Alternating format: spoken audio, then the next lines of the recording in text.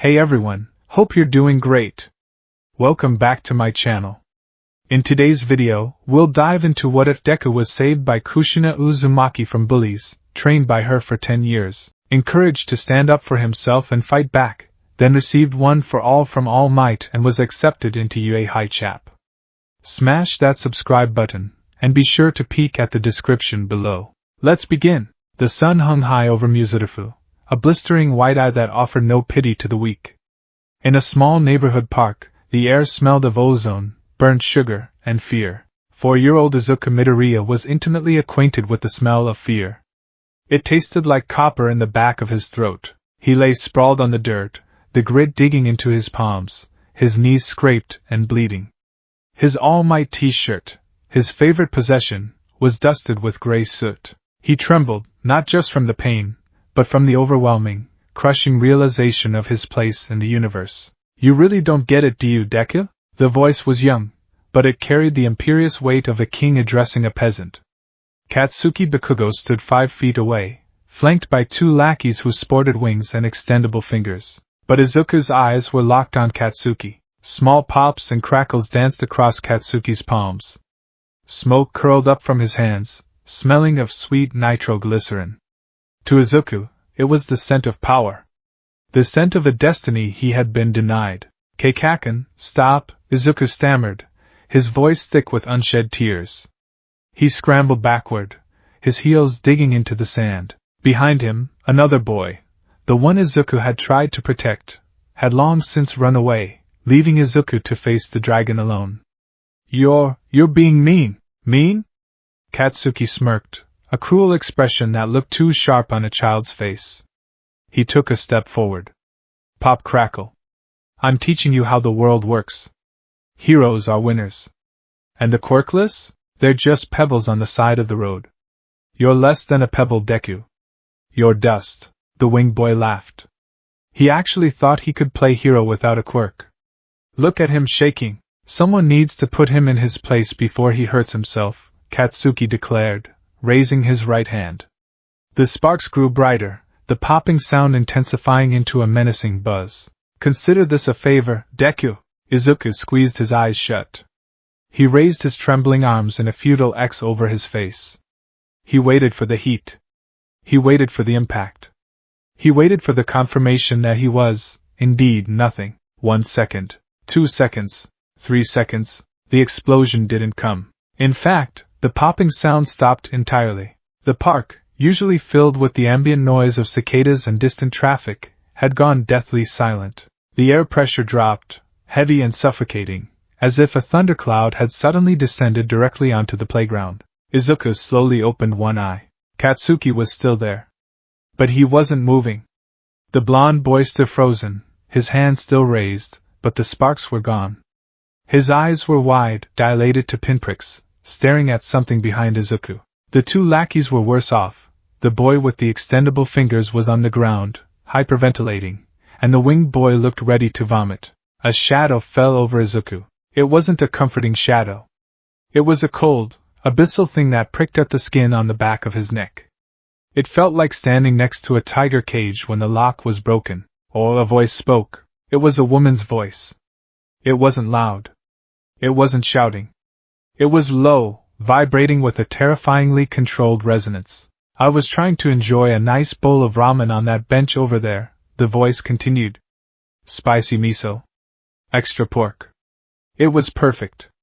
And then, Izuku turned his head slowly, terrified to look, but unable to stop himself. Standing behind him was a woman. She was beautiful, but in the way a storm or a forest fire is beautiful. She wore strange, loose-fitting clothes, a high-collared shirt and baggy pants taped at the shins. But the most striking thing about her was her hair. It was long, flowing down to her waist, and it was a vivid, shocking red. Currently, that hair seemed to be defying gravity, lifting slightly and fanning out like 9 tails of blood-red flame. Her eyes were a deep violet, and they were narrowed on Katsuki Bakugo. And then I hear a bunch of brats making noise and ruining my digestion, she finished. She took a step forward, stepping over Izuku's prone form as if he were a precious heirloom she didn't want to break. She stood between Izuku and the bullies. Who the hell are you? Katsuki managed to squeak out. His bravado was fighting a losing war against his survival instincts. His knees were knocking together. He tried to ignite his palms, but his sweat glands had gone cold with terror. The woman tilted her head. The oppressive weight in the air, the killing intent, intensified. To the children, it felt like a hallucination. For a split second, they didn't see a woman. They saw a demon, a swirling vortex of red chakra and chains. Me? The woman pointed a thumb at herself. I'm just a passerby who hates bullies. Especially loud, yapping little mutts who think a few sparks make them a god. She leaned down, bringing her face inches from Katsuki's. The red hair settled, but her eyes burned. Listen close, you little hedgehog, she whispered, and the sound carried perfectly in the silence. True strength isn't beating down the weak. True strength is protecting them. If I catch you using that power to torment someone smaller than you again, I won't just use my scary face. I'll hang you from that tree by your underwear until sunset. Do I make myself clear? Databane? Katsuki Bakugo, the future #1 hero, the boy who feared nothing, nodded rapidly. Tears pricked the corners of his eyes. Scram, she barked. It was instantaneous. Katsuki and his lackeys turned and fled, tripping over their own feet in their haste to escape the Red Death. They didn't look back. They ran until they were specks on the horizon. The silence lingered for a moment. Then, the oppressive weight lifted. The birds started singing again.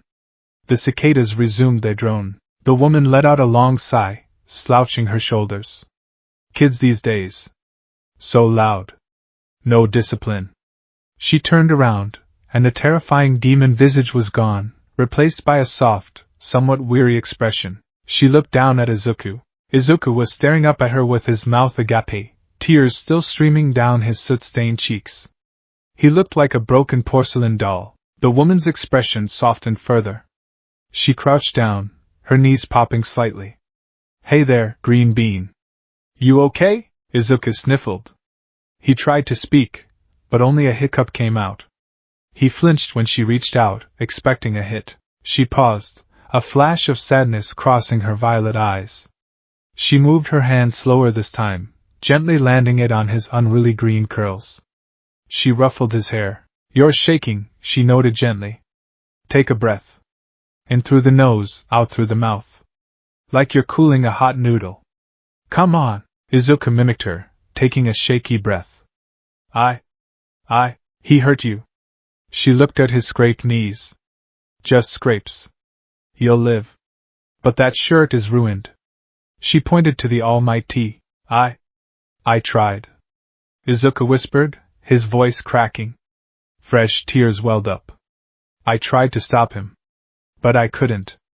I don't have a quirk. The admission hung in the air. Izuku waited for the pity. He waited for her to tell him to give up, just like the doctor, just like his mom, just like everyone. The woman stared at him. Then, she snorted. A quirk? She asked, tilting her head. That's what they call the special powers here, right? The flashy lights and extra toes? Izuku nodded miserably. I'm quirkless. I'm useless. Useless? The woman repeated the word as if it tasted bad. She sat down fully on the dirt, crossing her legs, bringing herself to his eye level. Let me tell you something, kid. Where I come from, nobody is born with a quirk. We're all born crying and naked. If we want power, we build it. Brick by brick. Drop of blood by drop of blood. She poked him in the chest. You stood up to that explosion, brat, didn't you? You were shaking, you were scared, but you stood there. You didn't run away like that other kid. Izuku blinked. But he would have hit me. But he didn't, she grinned, a wide, infectious smile that transformed her face. Because I stepped in. But you bought that other kid time to escape. That's guts, you know? I like guts. She stood up and dusted off her baggy pants. She extended a hand toward him. Up you get. Dirt is bad for wounds. Izuku stared at the hand. It was calloused, scarred, and strong. He reached out, his small, trembling hand grasping hers. She pulled him up effortlessly. I'm Kushina, she said. Kushina Uzumaki. Izuku, he whispered. Izuku Midoriya. Well, Izuku Midoriya, Kushina said, placing her hands on her hips. You look like you've had a crap day. And when I have a crap day, I eat. Do you like ramen? Izuku hesitated. My mom is probably worried. I should go home. Kushina nodded approvingly. Good boy. Thinking of your mother. All right, lead the way. I'll walk you home. Make sure the hedgehog doesn't come back for round 2. You really don't have to. I insist. Kushina declared, giving him a pat on the back that nearly sent him sprawling again. Besides, I'm new in town. I get lost easily. Everything looks the same. Too much concrete, not enough trees. Consider me your bodyguard for the afternoon. As they began to walk out of the park, Izuku glanced up at the strange woman. She walked with a strange cadence, silent, balanced, her eyes constantly scanning the rooftops and alleyways, though her face remained relaxed. Miss Kushina? Just Kushina is fine. Miss makes me feel old. How did you do that? With Kaken? Izuku asked, his curiosity finally overcoming his shyness. You didn't use a quirk. But he stopped. Kushina chuckled. That's called Saki. Killing intent. It's not magic. It's just projecting your feelings. I wanted him to know that if he moved, he'd regret it. Animals do it all the time. Humans just forgot how. Killing. Intent? Izuku shivered. Are you a hero? Kushina paused. Her violet eyes clouded over for a brief second. She looked up at the sky, her expression unreadable. I used to be, she said softly. A long time ago, in a place very far away. I was known as the red-hot habanero. She laughed, a bitter sound.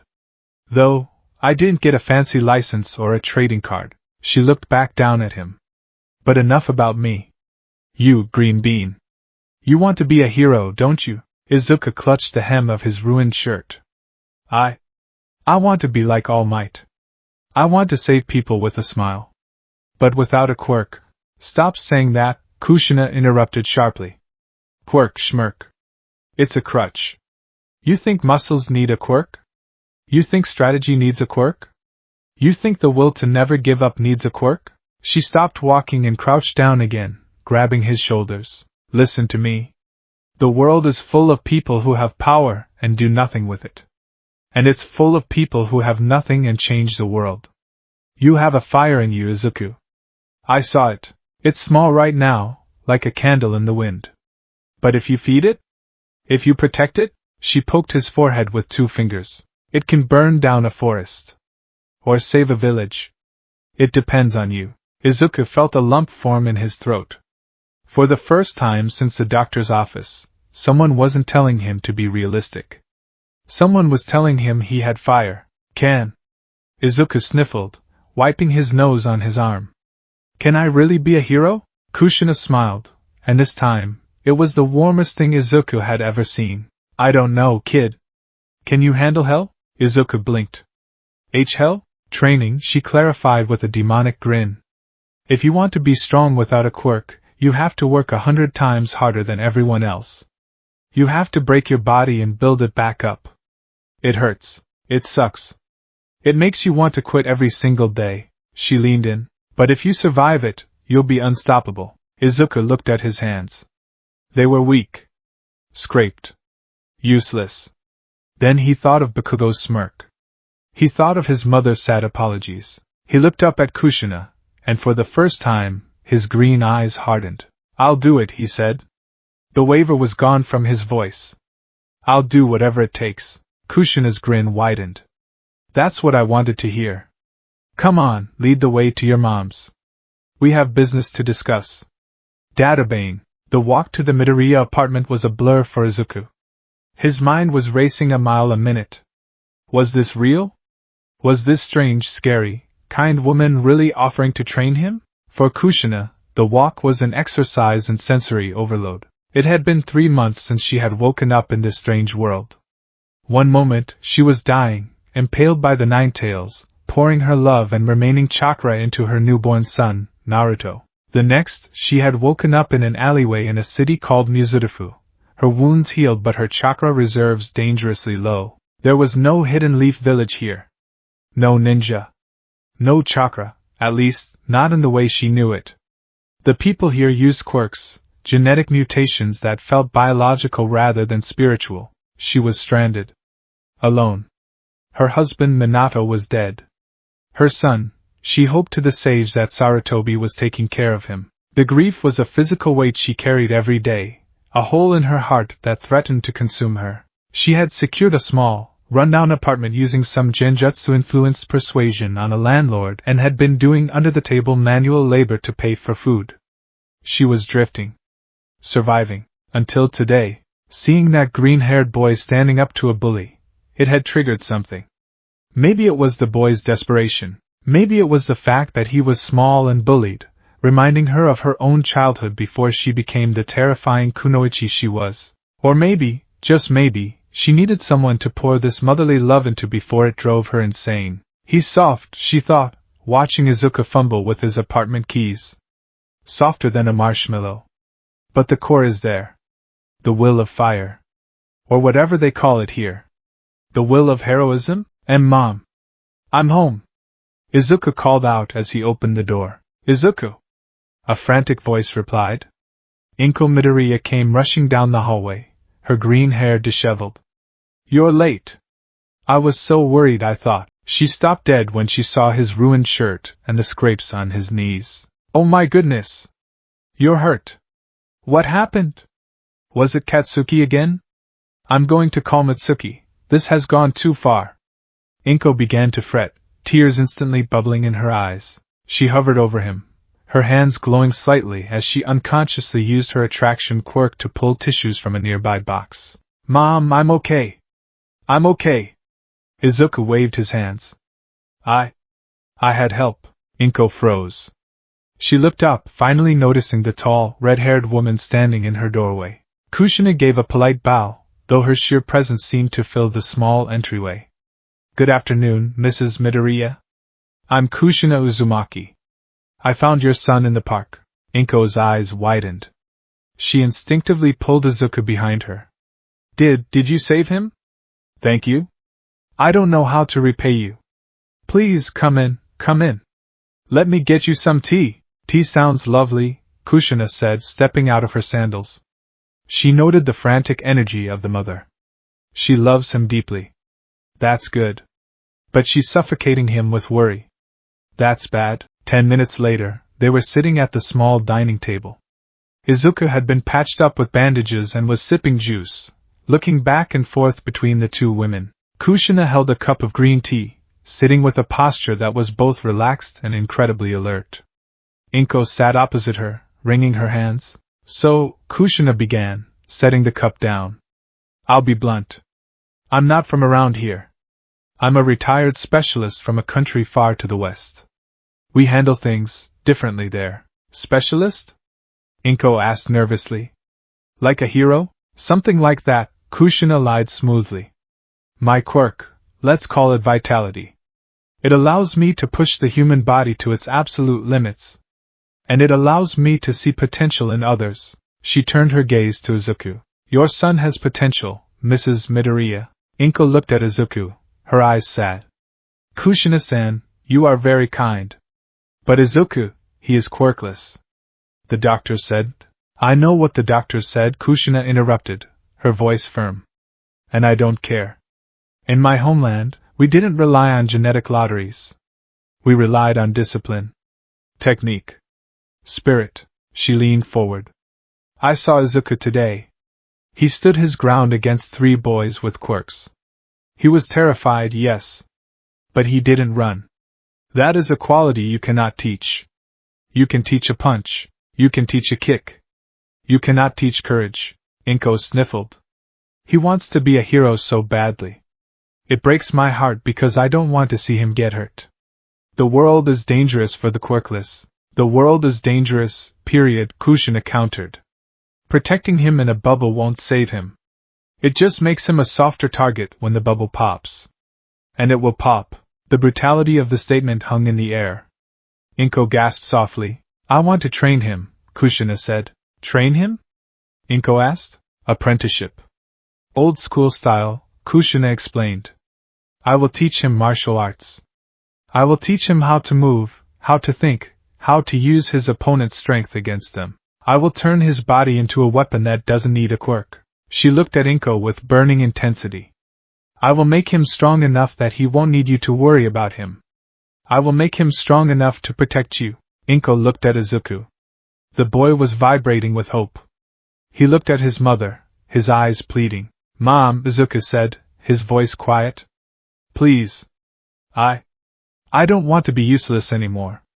Kushina-san says I can do it. I want to try. Inko looked at the red-haired woman.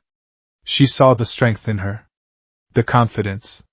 It was terrifying, but it was also reassuring. Is it safe? Inko asked weakly. Kushina laughed. No.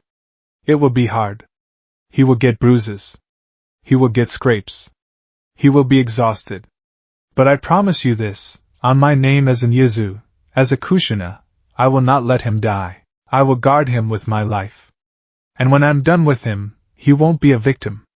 He'll be a survivor. Inko looked at her son.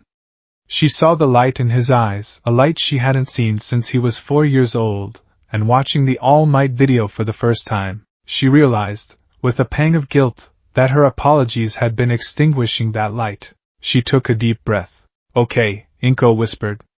Okay. Please take care of my boy, Izuku cheered, throwing his hands up.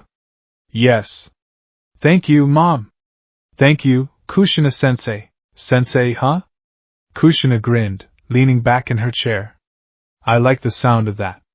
Better than old hag, which is what I usually get called. She stood up.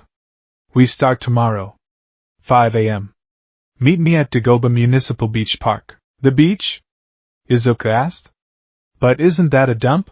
Exactly, Kushina cracked her knuckles. Trash isn't going to move itself. It's perfect for conditioning. Bring water. And maybe a bucket to puke in. Izuku gulped, but nodded determinedly.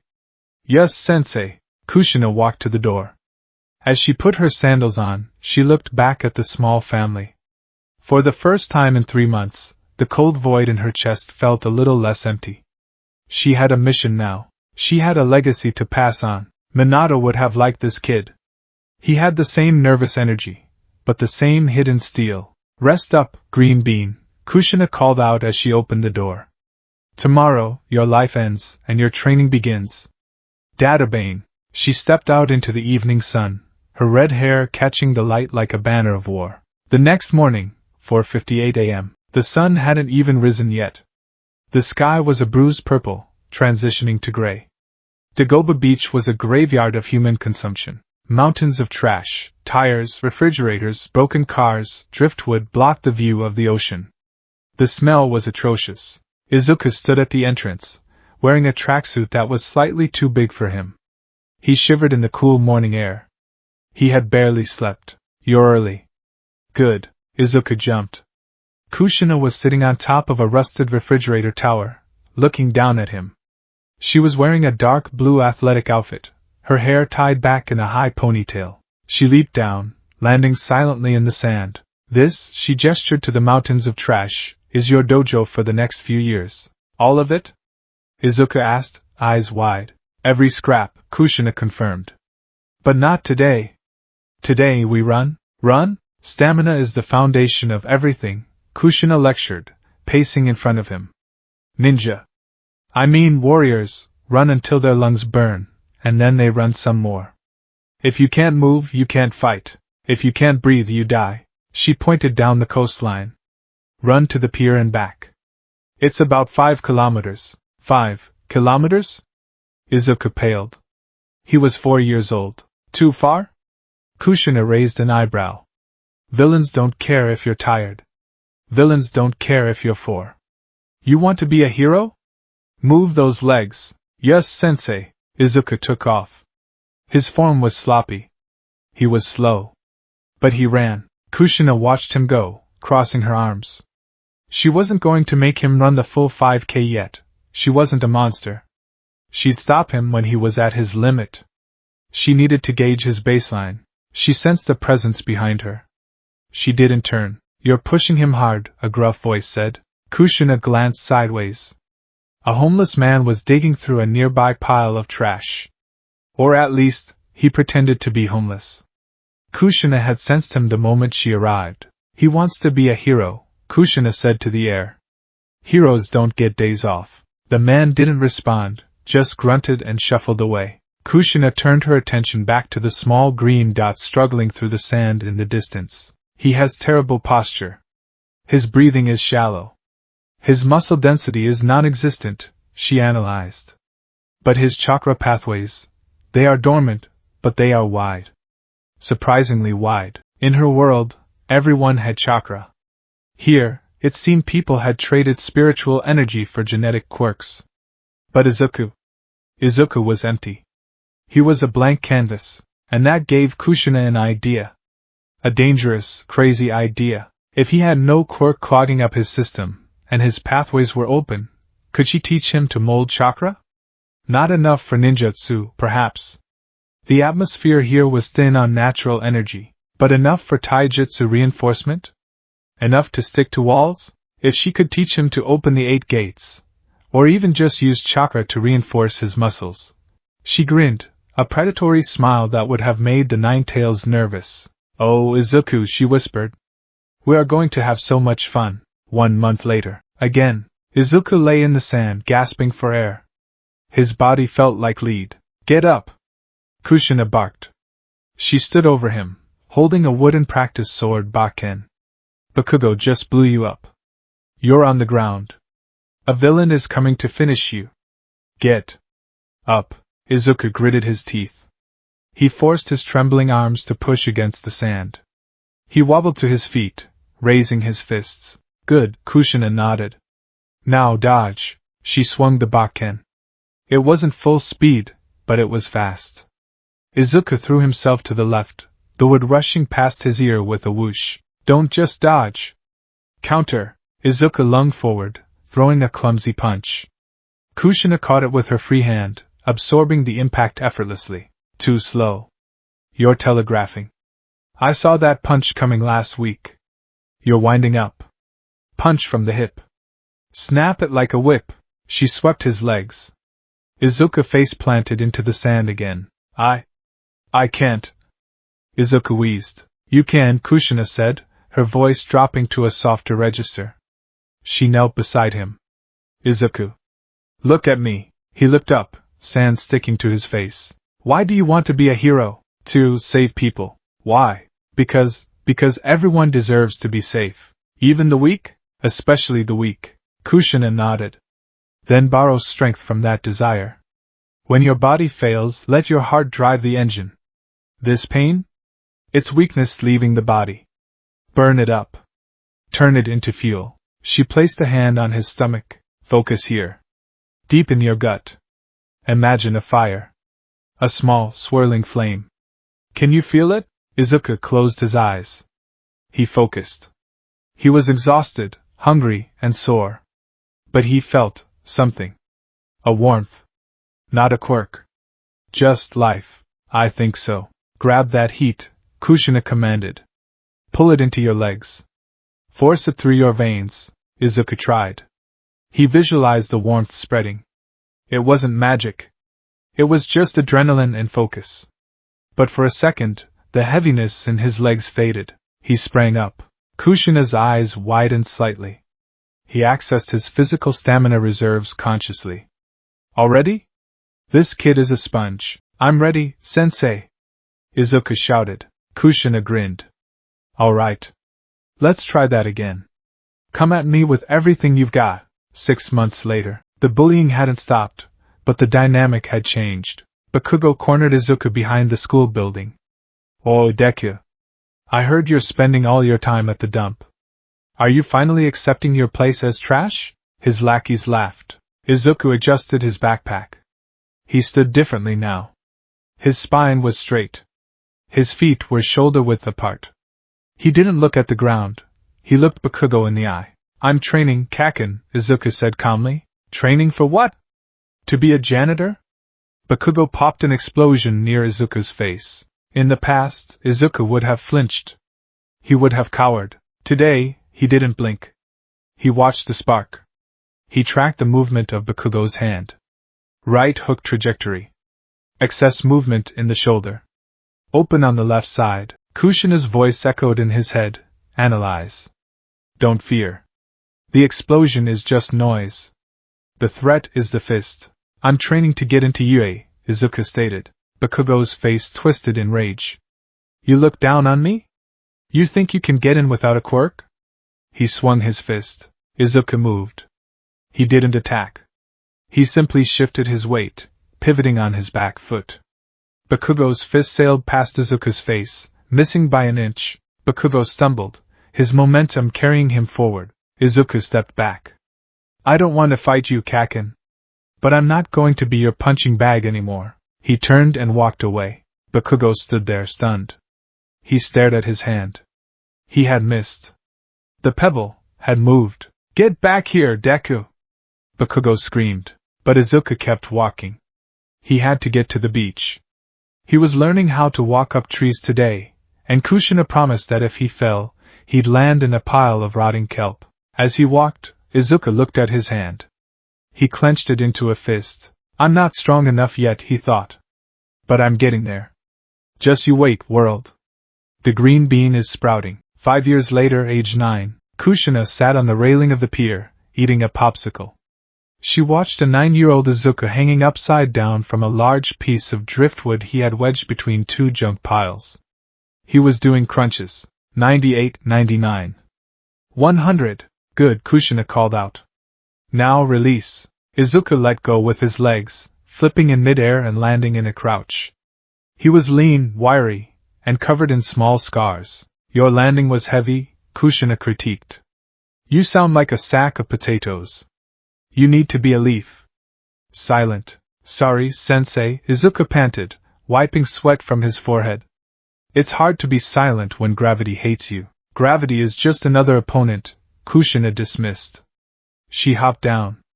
Your taijutsu is getting acceptable. Your forms are solid. But you lack power. You have technique, but if you hit a brick wall, you'll break your hand, not the wall. I know, Izuku sighed. I'm small. You are, Kushina agreed. So we need to cheat. Cheat? Kushina pulled a scroll from her pouch. She had spent years recreating the sealing ink from local materials, squid ink mixed with crushed hero-grade support gems and her own blood. This, she unrolled the scroll, revealing complex black markings, is Fuinjutsu. Sealing arts. Izuku's eyes sparkled. Whoa! Is this your quirk? Still hung on that word, Kushina rolled her eyes. No. This is math. This is art. This is physics. She pointed to a symbol. This script can store objects. This one can suppress energy. And this one? She pointed to a jagged, angular design. This one creates resistance. She slapped the paper onto Izuku's wrist. Instantly, Izuku's arm dropped as if it held a lead weight. Whoa! Heavy! Gravity seals, Kushina grinned. I can't manipulate gravity like that Uraraka girl you read about in the news, but I can simulate weight. From now on, you wear these on your wrists and ankles. We take them off only for sleeping and showering, like in those old kung fu movies? Izuku asked, struggling to lift his arm. Exactly like the old kung fu movies. When you take them off, you'll feel light as a feather. You'll be faster than the eye can see. She leaned in close. Listen, Izuku. You are going to face monsters. People who can level cities. You cannot outpunch them. So you have to be smarter, faster, and trickier. You have to be a ninja. A ninja, Izuku tested the word. It sounded ancient. Cool. We are the Uzumaki style, Kushina declared, thumbing her chest. We are stubborn. We have heavy hands. And we never, ever go back on our word. That is my ninja way. And now it is yours.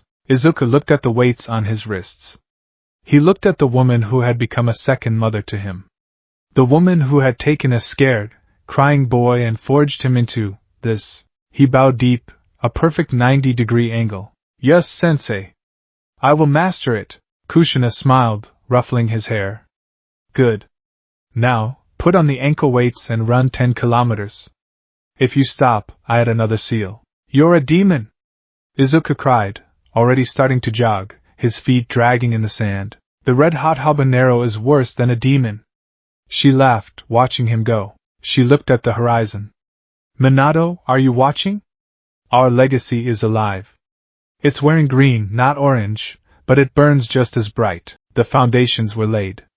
The boy was ready for the next level. 10 years of hell were just beginning. And Mizurufa had no idea what was about to hit it. Time is usually measured in seconds, minutes, and hours. For Izuku Midoriya, between the ages of 5 and 14, time was measured in bruises, broken bamboo swords, and the number of times he vomited from sheer exhaustion. Kushina Uzumaki did not believe in rest days. She believed in active recovery, which usually meant running fewer miles than usual or swimming in the ocean while dragging a net filled with rocks. To the outside world, Izuku Midoriya was a ghost. He was the quiet, quirkless kid who sat in the back of the class, muttering to himself, scribbling in notebooks that looked more like ancient manuscripts than school supplies. He was the boy who vanished the second the bell rang. But on the trash-strewn sands of Dagoba Beach, and in the deep woods on the outskirts of Mizurufu, Izuku was being forged. Age 6, the art of falling. The forest behind the city was quiet, save for the sound of a small body hitting the earth with a dull thud. Again, Kushina said. She was sitting on a thick branch about 20 feet up, peeling an orange. 6-year-old Izuku groaned, rolling onto his back.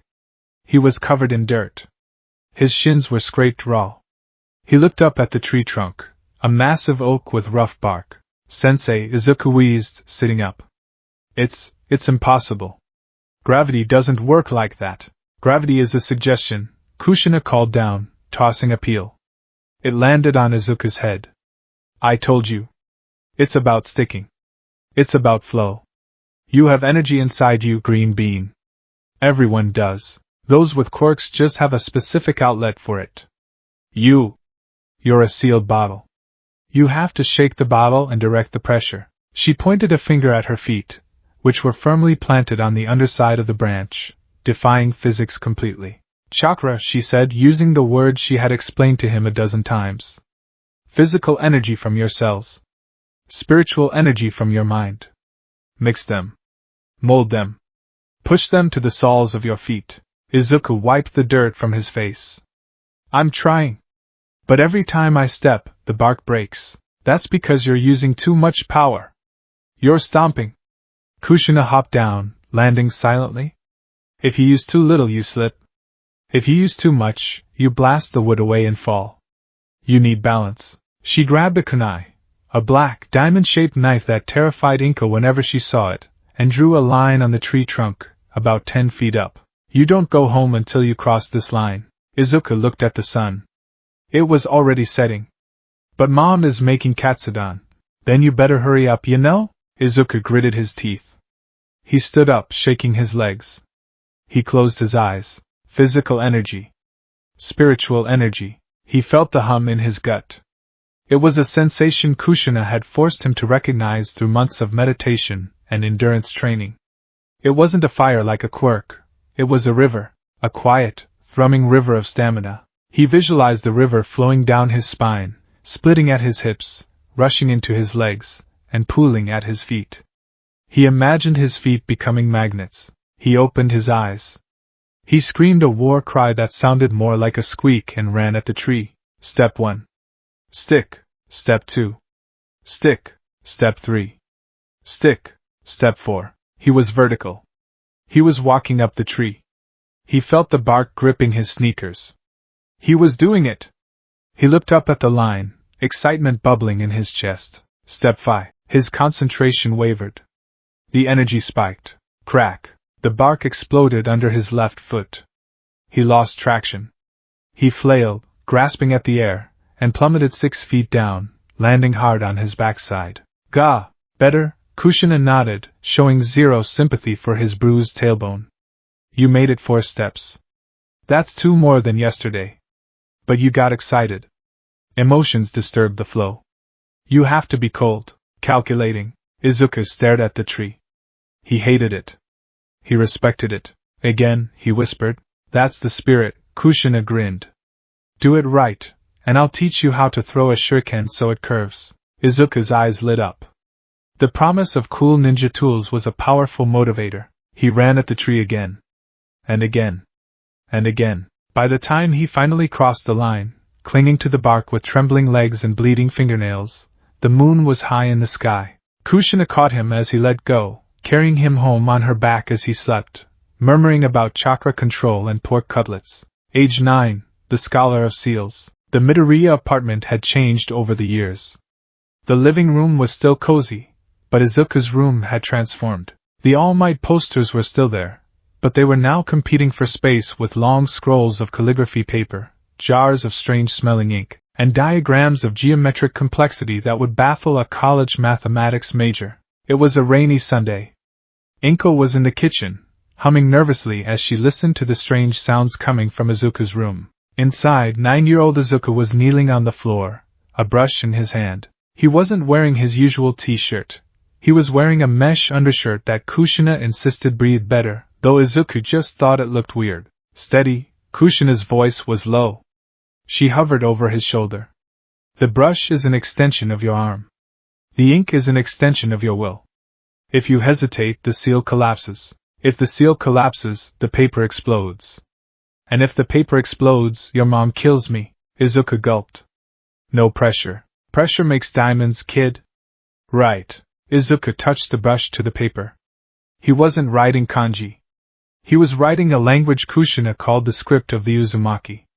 It was a cipher of spirals, sharp angles, and containment vectors. He was attempting a storage seal. Kushina had explained that Fuinjutsu, sealing arts, was the ultimate equalizer. It didn't require massive power reserves. It required precision and intellect. And Izuku, for all his lack of muscle mass compared to a pro hero, had a brain that processed information like a supercomputer. He drew the containment boundary. Then the gravitational anchor. Then the dimensional pocket algorithm. His hand didn't shake. He was in the zone. The muttering zone. Space displacement requires an anchor point relative to the mass of the object, so if I adjust the curvature of the third radical I can increase capacity by 15%, but I need to compensate for the ink tensile strength. He mumbled rapidly, the brush dancing across the paper. Kushina watched him, a rare look of pure pride on her face. He's a natural, she thought. He lacks the massive chakra to power high-level barriers, but his calligraphy? It's cleaner than mine. It's almost as good as Mito-sama's. Done! Izuku lifted the brush with a flourish. The ink glowed faintly blue, a reaction to the trace amounts of bioenergy Izuku poured into it, before settling into a dry, jet-black intricate design. Okay, Kushina said. Test it. Use the toaster. Mom needs the toaster, Izuku argued. Use the dictionary then. Izuku grabbed a heavy dictionary. He placed it over the center of the paper spiral. He formed the hand seal Kushina had taught him, the ram seal, to focus his mind. Seal. He slammed his hand onto the paper, pushing a pulse of stamina into the ink. Poof! A small cloud of white smoke erupted. When it cleared, the dictionary was gone. In the center of the paper, the kanji for book had appeared within the spiral. I did it! Izuku cheered, throwing his hands up. I actually did it! It's in the pocket dimension, databang! Kushina high-fived him. Good job. Now bring it back. Right. Release. Poof. The dictionary reappeared. However, it reappeared with some velocity, shooting upward and hitting the ceiling with a loud thwack before falling on Izuku's head. Ow, calibration needs work, Kushina noted, suppressing a laugh. You put too much exit velocity on it. You essentially made a book cannon. Izuku rubbed his head, grinning. But it worked. I can store things. I can carry gear. Kushina-sensei, if I can store weapons, and medkits, and maybe even water, you become a walking armory, she finished. Heroes rely on support items. But support items are heavy. They break. With this? You are the support. She sat down opposite him. Izuku, you know why I'm teaching you this? It's not just to carry luggage. Izuku looked at the ink-stained paper. Because I don't have a quirk. I need an edge. Because you are smart, she corrected. Fighting isn't just punching harder. That's what All Might does, and he's great at it. But you? You're going to be the hero who outthinks them. You're going to set traps. You're going to have a solution for every problem in your pocket. You're going to be the hero who is always prepared. She tapped the paper. This is your power, Izuku. Knowledge. Applied with terrifying precision. Izuku looked at the scroll. He touched the dry ink. For the first time, he didn't feel empty. He felt full. Can we try an exploding tag next? He asked innocently. Absolutely not, Inko's voice came from the doorway. She stood there holding a laundry basket, looking terrified. No explosions in the house. The toaster is still vibrating from last week. Kushina winked at Izuku. We'll do it at the beach. Age 12, the red spiral. Middle school was a different kind of hell. Izuku sat at his desk, staring straight ahead. A crumpled piece of paper hit the back of his head. He didn't flinch. He didn't turn around. Oh, Deku. Bakugo kicked the back of his chair. I heard you applied for the advanced mock exams. You think you're smart just because you read old books? Izuku continued writing in his notebook. Hero analysis for the future number 12. He was sketching Kamui Wood's binding technique, comparing it to the wire string jutsu Kushina had described from her homeland. Ignore him, the inner voice said. It sounded like Kushina. A lion doesn't turn around when a dog barks. But it was hard. Izuku was 12 now. Puberty had hit him like a freight train, aided by Kushina's insane nutrition plan. He wasn't bulky. He was compact. Under his oversized school uniform, his muscles were dense, coiled like steel cables. His hands were rough, the knuckles calloused from punching sand, wood, and occasionally rock. He kept his head down, not out of fear, but out of discipline. Kushina had given him one rule: do not fight civilians. Do not show your true strength unless lives are at risk. If you reveal your hand too early, the enemy will learn how to counter you. He's ignoring me. Bakugo snarled. He grabbed Izuku's notebook. What's this trash? Boom. An explosion scorched the cover. Izuku's hand twitched. In his mind, he saw the counter. Grab wrist. Twist outward to lock the elbow. Sweep the leg. Drive shoulder into the solar plexus. It would take 1.5 seconds. Bakugo would be on the floor, incapacitated. But he didn't move. Give it back, Kaken, Izuku said calmly. His voice had dropped an octave over the summer. It wasn't the squeak of a victim anymore. It was the calm tone of someone who knew exactly where the exits were. Bakugo paused. He looked at Izuku's eyes. They weren't watery. They were green flint, TCH. Bakugo tossed the burned notebook onto the desk. Creep. Keep dreaming, Deku. You'll die in the entrance exam. After school, Izuku walked to the old dojo, a cleared patch of concrete amidst the trash of Dagoba Beach. Kushina was waiting. She threw a wooden sword at him the moment he stepped onto the sand. He caught it without looking. You're angry, she stated. I'm not, Izuku lied. Don't lie to me. Your chakra is spiky. It feels like hot needles. She stepped forward unarmed. Bakugo? Izuku gripped the sword. He burned my notebook. Again. I could have stopped him, sensei. I could have. I wanted to smash his face in, but you didn't. No. Why? Because he's not a villain, Izuku spat, frustrated. He's just a jerk. And if I hurt him, I'm just proving him right. That power is just for hurting people. Kushina smiled, a sad, knowing smile. That's the difference, Izuku. That's the line. A thug uses power to get what he wants. A warrior uses power to protect. But holding back? That hurts more than getting hit, doesn't it? Yeah. It burns. Good. Let it burn. Kushina ripped off her jacket, revealing her mesh armor. Anger is fuel. But uncontrolled anger is a bomb in your own pocket. You want to smash something? Smash me. She opened her arms. Come on. Show me that frustration. Databane. Izuku dropped the sword. He didn't need it. He crouched low.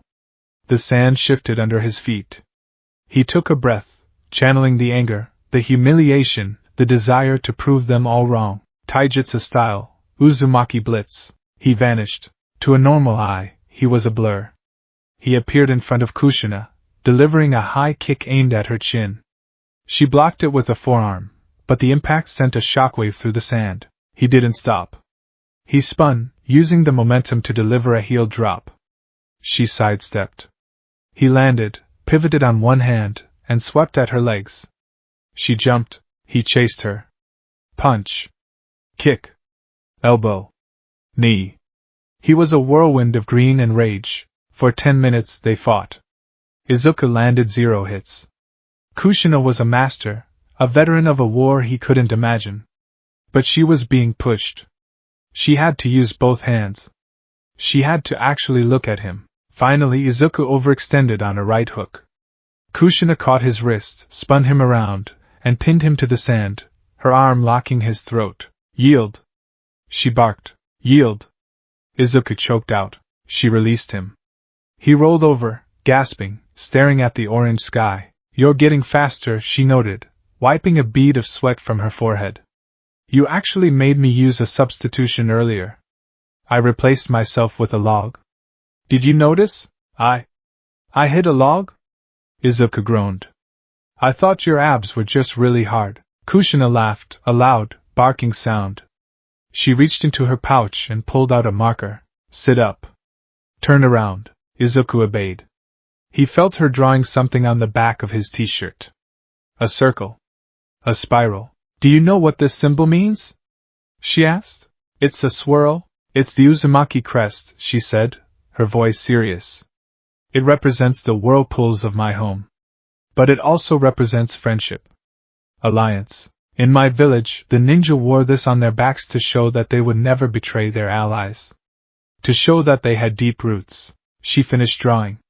A red spiral now adorned his back. You carry a heavy burden, Izuku. The burden of being quirkless in a world of supers. The burden of my training. But you don't carry it alone. She slapped his back, stinging the fresh ink. You are my legacy. You are an Uzumaki in spirit, if not in blood. When people see this back, I want them to know that you are not a victim. You are a maelstrom. You don't break. You just keep spinning until you tear through the obstacle. Izuku touched his back. He couldn't see it, but he could feel the weight of it. A maelstrom, he whispered. Yeah. Now go wash up. You smell like teen angst and wet dog. Age 13, the weights and the weapons. This is ridiculous. Izuku stood in his room, looking at the leg warmers Kushina had gifted him. They were orange. Bright neon orange. They are classic. Kushina insisted. And they hide the weights perfectly. They hide nothing. They are screaming at my retinas. Just put them on. Izuku sighed and strapped them on. Immediately, the floorboards creaked. How heavy are these now? He asked, lifting a leg. It felt like his foot was encased in concrete. 50 kilograms. Each. Sensei. That's 100 kilos of extra weight. How am I supposed to walk to school? With great difficulty she chirped. But think of the speed when you take them off. Zoop! Like a yellow flash. Or, well, a green flash. She tossed him a pouch. It clinked. What's this? Standard issue gear. Kunai. Shuriken. Flash bombs. Smoke bombs. Wire. Izuku opened the pouch. The cold steel gleamed. He hesitated. Heroes don't usually use knives, sensei. It's aggressive. People might think I'm a villain. Kushina's expression darkened. She sat on his bed. Izuku. We need to talk about the killing intent again. Izuku looked down. I don't like it. It scares people. It feels cold. That's the point, she said sternly. Listen. You want to save people, right? Sometimes, saving someone means ending a fight before it starts. If you pull a knife, you don't have to use it. You just have to show that you will use it. She took a kunai from him and spun it on her finger. A hero who is afraid of his own power gets people killed. A hero who hesitates, dies. I've seen it.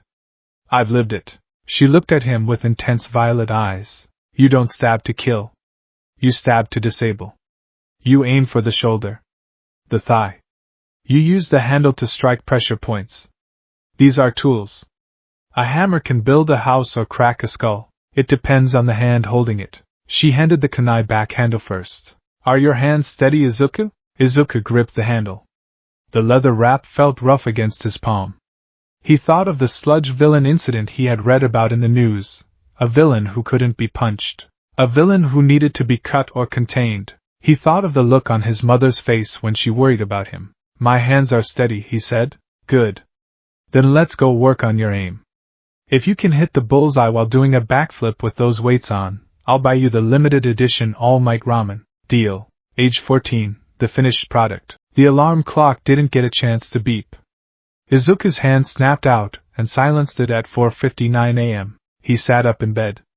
The room was dark. He wasn't the scrawny kid anymore. At 14, Izuku Midoriya was a coiled spring. His shoulders had broadened. His arms were defined, corded with functional muscle rather than bodybuilding bulk. His hands were covered in small white scars, remnants of slipping on tree bark, nicking himself with wire, and punching gravel. He stood up and stretched. His back popped. He walked to the mirror.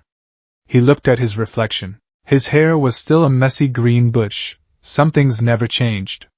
But his face had lost its baby fat. His jawline was sharp. There was a small scar on his cheek from a sparring match where Kushina had gotten a little too enthusiastic with a wooden staff. His eyes were the biggest change. They were still green, still kind, but they were alert. They scanned the room instinctively. Windows secure. Door closed. Gear pouch on the desk. He dressed in his uniform, black pants, white shirt. Underneath, he wrapped his shins and forearms with bandages, concealing the storage seals tattooed on his skin, using temporary ink that he had to reapply every week. He strapped the weights onto his ankles. The floor groaned slightly. He grabbed his yellow backpack. Inside, nestled between textbooks, were 3 scrolls. One for medical supplies.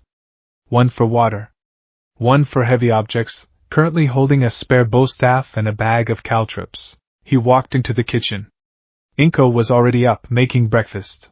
"Morning, Izuku," she smiled, though she still eyed his wrist wraps nervously. "Morning, Mom." He kissed her on the cheek. "Smells good. Miso? And rice. Eat up. It's a big day. First day of your last year." Izuku sat down and ate with the efficiency of a soldier, but the manners of a gentleman. "Kushina-san is meeting you after school?" Inko asked. "Yeah. We're doing a final assessment. She says if I pass, I'm ready for the UA entrance exam training block." "You'll pass," Inko said confidently. She had seen him train. She had seen him lift a refrigerator to help a neighbor. She had stopped worrying about him getting hurt and started worrying about the poor structural integrity of the city. Izuku finished his bowl. "Thanks, Mom. I'm off." "Izuku?" He paused at the door. "Yeah? You look strong." Izuku smiled.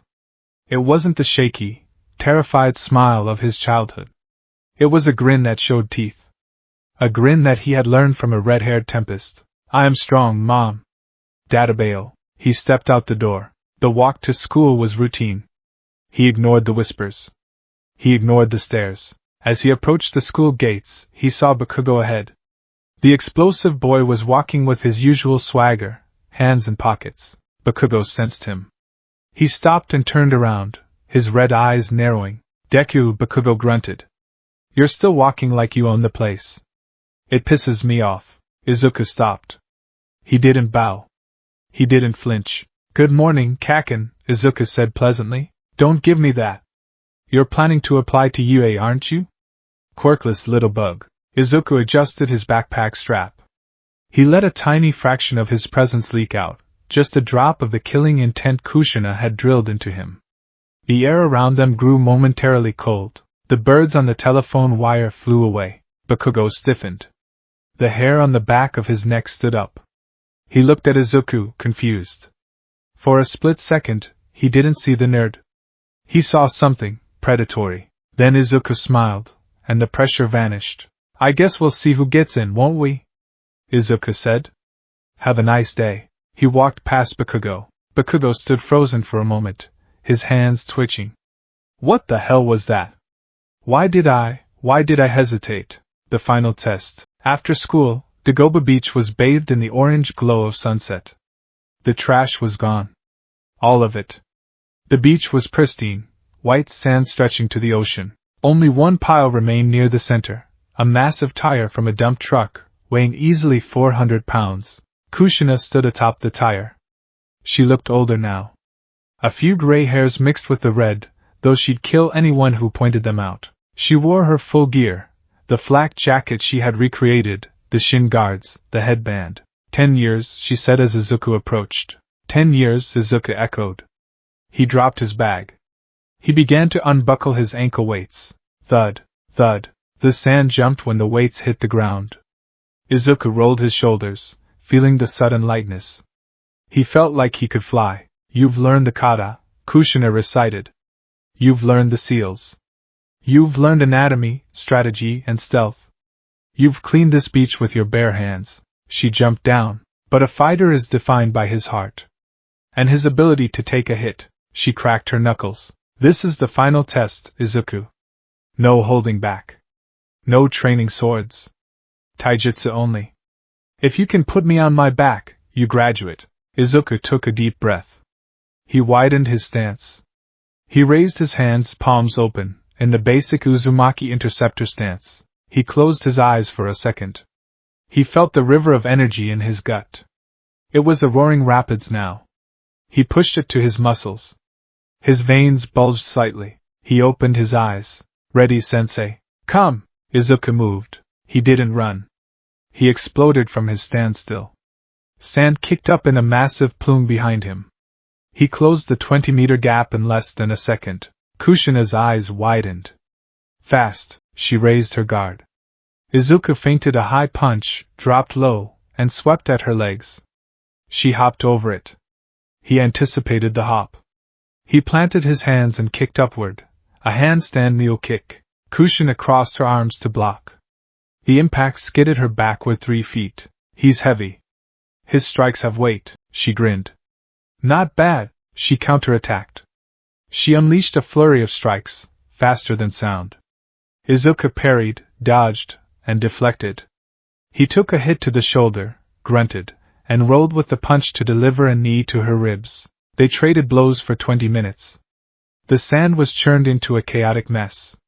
Sweat flew like rain. Izuku was panting. His lip was bleeding. His uniform was torn. Kushina was breathing hard, too. She had a bruise forming on her cheek. One last move! Kushina yelled. She charged, channeling her own massive intent. She aimed a palm strike at his chest, a move that would knock the wind out of a bear. Izuku saw it coming. Analyze. Shift. Redirect. He didn't dodge. He stepped into the strike. He grabbed her wrist with his right hand. He grabbed her elbow with his left. He used her momentum, combined with a pivot of his hips, the core of the Uzumaki style. Uzumaki style, whirlpool drop. He twisted. He leveraged her weight. He lifted her off the ground. For a moment, the red habanero was airborne. Izuku slammed her down into the sand. Wham! Silence. Izuku stood over her, his chest heaving, his fist raised for a follow-up strike that he didn't throw. Kushina lay in the crater of sand. She blinked up at the sky. She blinked at Izuku. Then, she started laughing. It was a loud, boisterous, happy laugh. You little brat. She sat up, spitting out sand. You actually got me. You used my own momentum. Izuku lowered his hand. He collapsed to his knees, exhausted.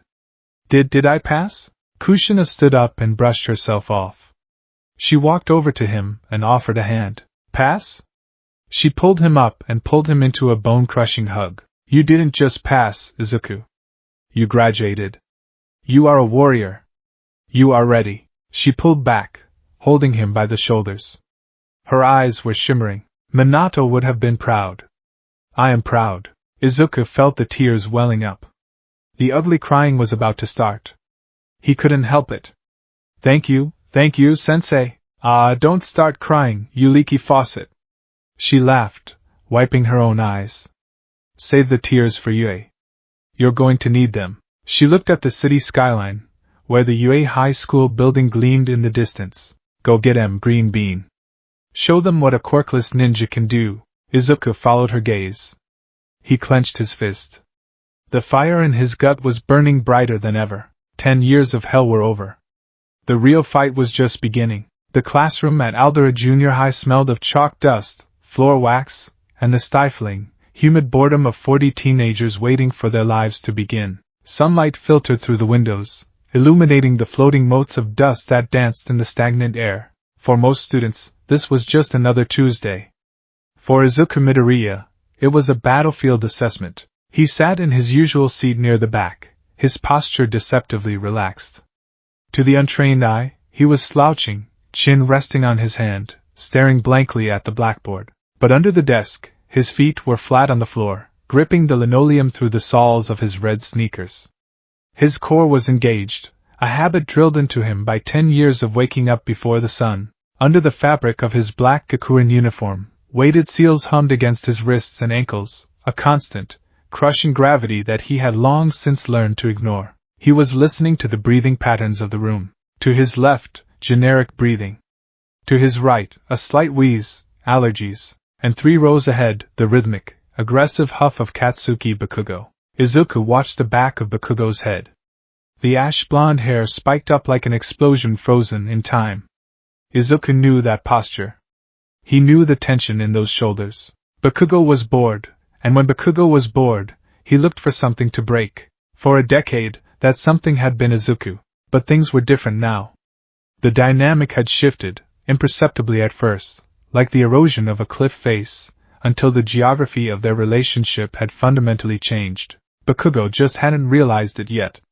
He still saw the pebble. He didn't see the mountain the pebble was resting on. So, the teacher's voice droned, cutting through Izuku's meditation. The man held a stack of papers, waving them dismissively. As third-year students, it's time to think seriously about your futures. I'm supposed to hand out these career aptitude tests, but...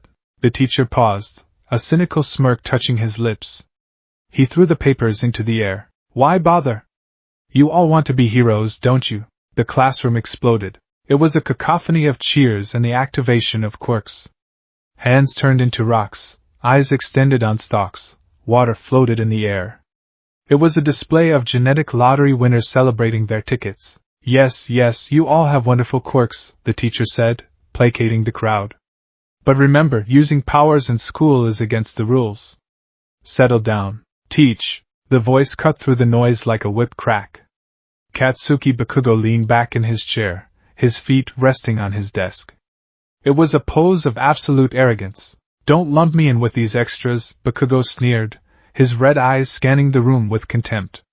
They'll be lucky to end up as sidekicks to some D-lister. I'm the real deal. I'm going for the top. The class erupted in outrage. Hey! That's uncalled for, Bakugo. Yeah, who do you think you are? Shut up, extras! Bakugo barked, small explosions popping in his palms. I aced the mock exams. I'm the only one here with the stuff to surpass All Might and become the richest hero of all time. I'm going to UA High, and I'm going to crush it. The teacher nodded, checking his clipboard. Ah, yes. Bakugo, you did apply to UA, didn't you? Your scores are certainly in the target range. The murmurs turned to whispers of awe. UA was the holy grail. It was the Olympus of heroism. Getting in was a pipe dream for most. For Bakugo, it felt like an inevitability. The teacher pushed his glasses up his nose. He glanced at the list again, and then, with a glint of malicious amusement, he looked toward the back of the room. Oh, that's right. Midoriya wants to go to UA too, doesn't he? The silence that followed was absolute. It wasn't the silence of all. It was the vacuum of space. 40 heads turned in unison. 40 pairs of eyes locked onto Izuku Midoriya. Izuku didn't flinch. He didn't look down. He continued to sketch in his notebook, a detailed breakdown of the structural weaknesses in the classroom ceiling, his hands steady. Then, the laughter started. Midoriya? No way. You can't get into the hero course just by studying. He's quirkless. It's impossible. Izuku closed his notebook. The snap of the cover sounded loud in his own ears. He took a slow breath, channeling the ki, the flow, down his spine. Ignore the noise, Kushina's voice echoed in his memory. A wolf does not concern itself with the opinions of sheep, but the wolf was about to be challenged. DKU! An explosion rocked the room. Bakugo launched himself from his desk, blasting the wood to splinters. He landed in front of Izuku's desk, his palms smoking, his face twisted into a snarl of pure venom. "Forget the crappy quirks these extras have!" Bakugo shouted, leaning over Izuku, invading his personal space. "You're totally quirkless. You're nothing. You think you can rub shoulders with me? You think you can stand in the same ring as the future number one?" The heat from Bakugo's hands was palpable. It radiated against Izuku's face. It smelled of burnt sugar and danger. Izuku slowly raised his eyes. Green met red. "They got rid of that rule, Kaken," Izuku said calmly. His voice was steady, lacking the tremble that had defined his childhood. "There's no precedent for it, sure. But that's all it is. A lack of precedent." "Precedent?" Bakugo slammed his hand onto Izuku's desk. Smoke billowed up. "I'm talking about reality. You're weak. You've always been weak. You're just a pebble in my road." The class watched, captivated. This was the usual play. Bakugo screamed, Izuku cowered, everyone laughed. It was the natural order of Aldera Junior High. But today, the script was broken. "A pebble," Izuku repeated. He stood up. The movement was fluid. One moment he was seated, the next he was standing. There was no wasted energy. No shifting of weight. Just a vertical ascent. He was shorter than Bakugo by a few inches, but he didn't look small. The baggy uniform hid the density of his frame, but it couldn't hide the aura of stillness that surrounded him. It was the stillness of a deep ocean before a storm. "You know, Kaken," Izuku said softly, "you talk a lot about strength. But all I hear is noise." Bakugo's eyes widened. The veins in his forehead bulged. "What did you say?" "I said you're loud," Izuku clarified. "True strength doesn't need to scream." The air in the classroom shifted. The temperature seemed to drop. The students, sensing the change, stopped laughing. They looked back and forth between the two boys. The predator was being challenged by the prey. "You little..." Bakugo's voice dropped to a growl. "You want to die, nerd?" He pulled his right arm back. His palm glowed bright orange. He wasn't holding back. He was going to launch a right hook aimed directly at Izuku's face, enhanced by an explosion. "Bakugo, stop!" The teacher called out half-heartedly, but he didn't move to intervene. Izuku watched the arm move. To the class, it was a blur of motion. To Izuku, it was agonizingly slow. Analysis mode, active. Target, Katsuki Bakugo. Attack, right hook, explosive enhancement. Flaws, telegraphing by dropping the shoulder. Overcommitment to the swing. Center of gravity shifted too far forward. Countermeasures, dodge?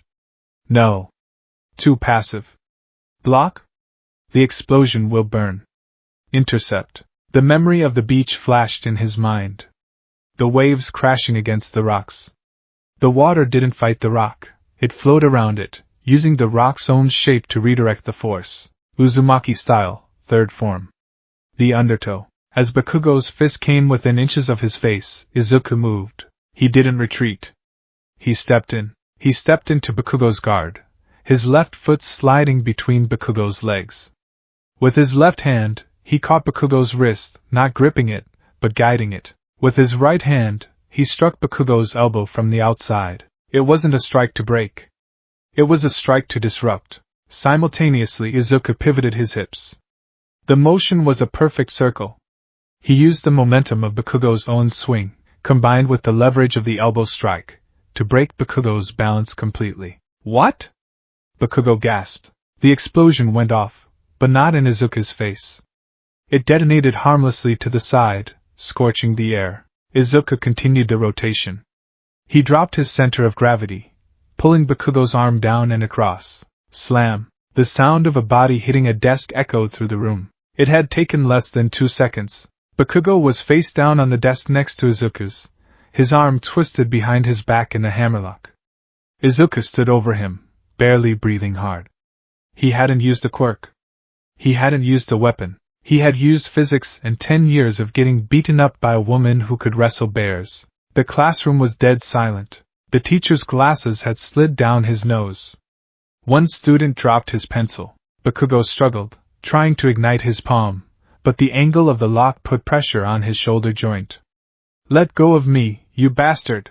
Izuku leaned down. He brought his lips close to Bakugo's ear. I'm not a pebble on your road, Kaken, Izuku whispered. The words were cold, heavy, and final. I'm the wall you're going to crash into. He held the lock for one more second, letting the reality sink in. Then, he released it. He stepped back, adjusting his collar. Don't attack people in class, Izuku said, returning to his mild-mannered voice, though the edge was still there. It sets a bad example for the extras. He sat back down. He opened his notebook. He picked up his pencil. Bakugo scrambled up, his face red with humiliation and confusion. He clutched his shoulder. He looked at his hand. He looked at Izuku. He wanted to scream. He wanted to blow the whole building up. But his body remembered the sensation of being helpless.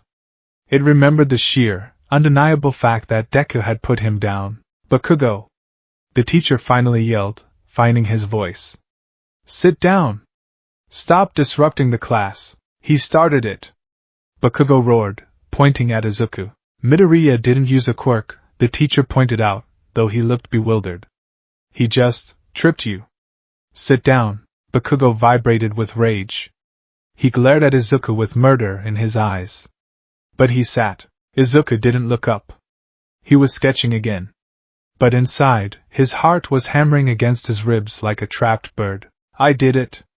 I actually did it. I used the third form. I controlled the flow. He glanced at his hand. It wasn't shaking, Kushina-sensei. I didn't break him. I just stopped him. The rest of the day passed in a blur. The whispers were different now. They weren't mocking. They were confused, fearful. Did you see that? Did Midoriya get a quirk? No, he didn't glow.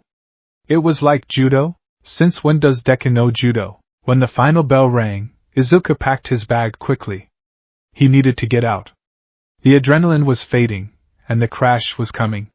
He needed to get to the beach. He needed to hit something that wouldn't get him expelled. He hurried out of the classroom, ignoring Bakugo's brooding stare. The afternoon sun was turning the sky a bruised purple as Izuku walked home. He took the long way, avoiding the main streets. He liked the quiet. It gave him time to decompress. He walked through the residential district, his mind replaying the fight. My entry was good. But my grip on his wrist was too tight. I could have bruised him. Sensei says a soft grip controls better than a hard one. I need to work on my sensitivity. He adjusted the strap of his yellow backpack. It was heavier than usual. Today, he was carrying 3 extra scrolls. He was practicing rapid deployment, summoning items while moving. He reached the underpass. It was a dark tunnel that cut beneath the highway, a shortcut to the shopping district. The air inside was cool and damp. Izuku stepped into the shadow. His footsteps echoed clack. Clack. Clack. Halfway through the tunnel, he stopped. The hairs on the back of his neck stood up. It wasn't a sound. It was a smell. The smell of sewage, rot, and something chemical. Killing intent. Izuku spun around, dropping into a combat crouch instantly. His hand went to the pouch on his belt. From the manhole cover behind him, a dark, viscous fluid was oozing out.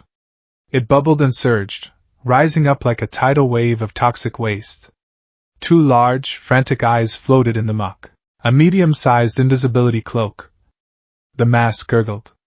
The voice was wet, distorted. Izuku's eyes widened. Villain, you'll do, the sludge hissed.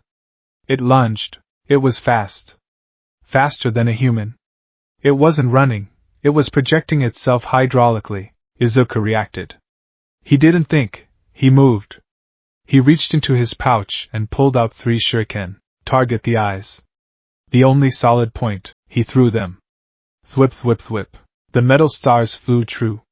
They struck the liquid mass. Splorch. They sank harmlessly into the sludge.